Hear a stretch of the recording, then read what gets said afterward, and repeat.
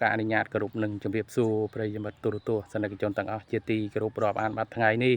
ខ្ញុំបានចុះមកថតប្តីប្រពន្ធមួយគូបងប្អូនទាំងអស់គ្នាទៅឆ្លងទន្លេសរសៃខ្ចីហើយមុននឹងឆ្លងទន្លេទៀតគឺថាអត់មានលុយទៅពេទ្យទេបងប្អូនហើយគឺថាបានអ្នកស្រុកនឹងជួយក៏បានទៅឆ្លងទន្លេ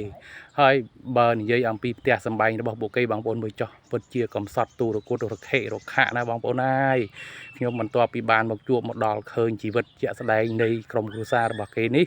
ធ្វើឲ្យខ្ញុំសែនរន្ធត់ក្នុងចិត្តជាទីបំផុតបងប្អូនមើលចុះណាផ្ទះពួកគេដូចជាទ្រុងមាន់អញ្ចឹងបងប្អូនខ្ញុំនិយាយមិនមែនមានន័យថាមើលងាយឬក៏មើលស្រាលអ្វីទេបងប្អូនហើយប៉ុន្តែគឺជាទស្សនវិជ្ជាជាក់ស្ដែងស្ថិតនៅក្នុងគណៈនេះខ្ញុំបាទនឹងធ្វើបទសម្ភាសន៍ជាមួយនឹងពួកគាត់ជាប្តីប្រពន្ធដូចតទៅបាទជំរាបសួរបងប្រុសបងប្រុសឈ្មោះអីដែរទឹមយ៉នបាទបងកន្លែងនេះស្ថិតនៅភូមិអីដែរនៅភូមិតុលឃុំអីឈប់ខេត្តពោតឃុំមានជ័យភូមិតុលឃុំមានជ័យស្រុកជូខេត្តកំពតណាចំណែកបងស្រីជំរាបសួរបងស្រីឈ្មោះអីដែរឈ្មោះសឿនសុភាឈ្មោះអីសឿនសុភាបងទាំងពីរនាក់គឺជាប្តីប្រពន្ធនឹងគ្នាហើយអញ្ចឹងហ៎ពួកបងទាំងពីរបានគ្នាជាប្តីប្រពន្ធនឹងប្រហែលឆ្នាំមកហើយមួយឆ្នាំហើយបងណាគឺថាបងស្រីមានស្រុកកំណើតនៅឯខេត្តក្រចេះឯណោះមកស្រឡាញ់ប្រពន្ធនៅខេត្តកំពតអញ្ចឹងហ្នឹង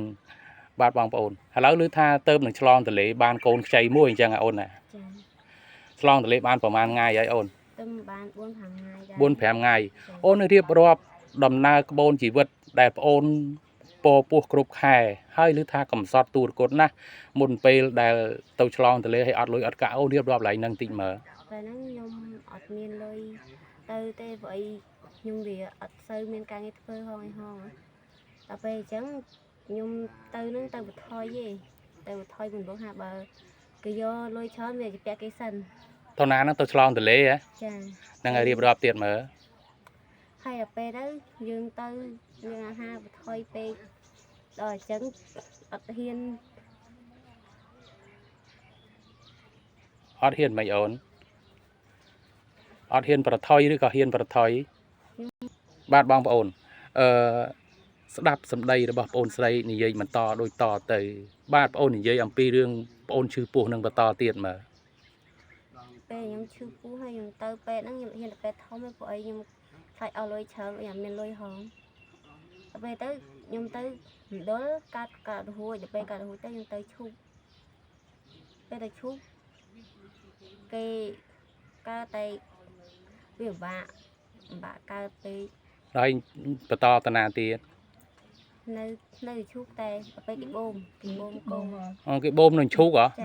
អូអញ្ចឹងបានន័យថាទៅឆ្លងទន្លេនៅមណ្ឌលសុខភាពប៉ុន្តែដោយហេតុតែនៅមណ្ឌលសុខភាពហ្នឹងគឺថា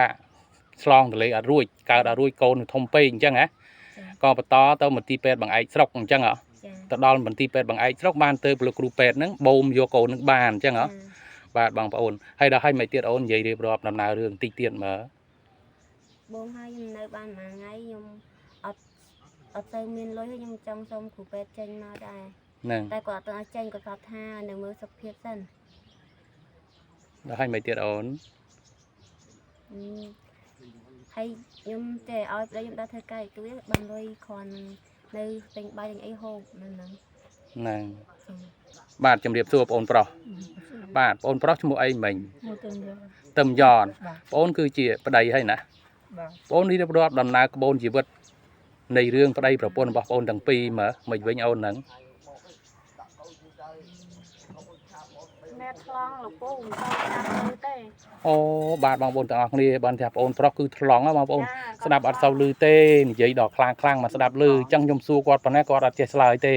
អញ្ចឹងមានតែបន្តសួរបងស្រីបន្តទៀតបងស្រីរៀបរាប់បន្តទៀតមើលមុនពេលដែលបងទៅឆ្លងទន្លេតើបងមានលុយប្រមាណនៅនឹងខ្លួនអត់មានមួយរៀលហងអូមុនពេលទៅឆ្លងទន្លេសូម្បីតែមកកាក់ម៉ាស៊ីនមួយរៀលក្នុងខ្លួនក៏អត់មានដែរអញ្ចឹងមែនតែលោកពូអត់មានបានគេមកឲ្យ40000នៅគាត់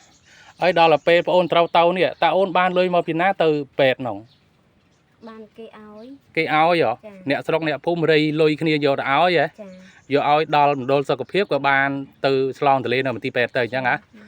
បានទៅដល់រហូតទៅដល់ពេទ្យបង្អែកបងអូនស្រី ចា រហូតសប្តាហ៍ថ្ងៃ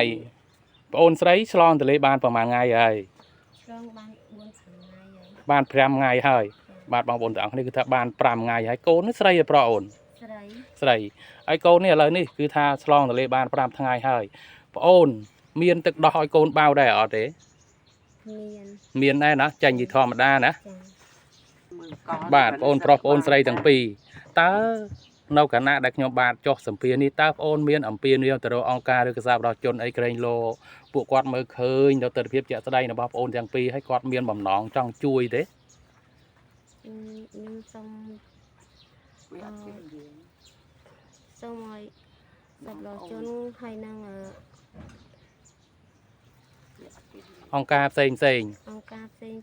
ជួយដល់ខ្ញុំហងព្រោះខ្ញុំអត់មានអីទេ អត់មានអីទេណា ខហើយណាមួយតែខ្ញុំអត់មានអីហង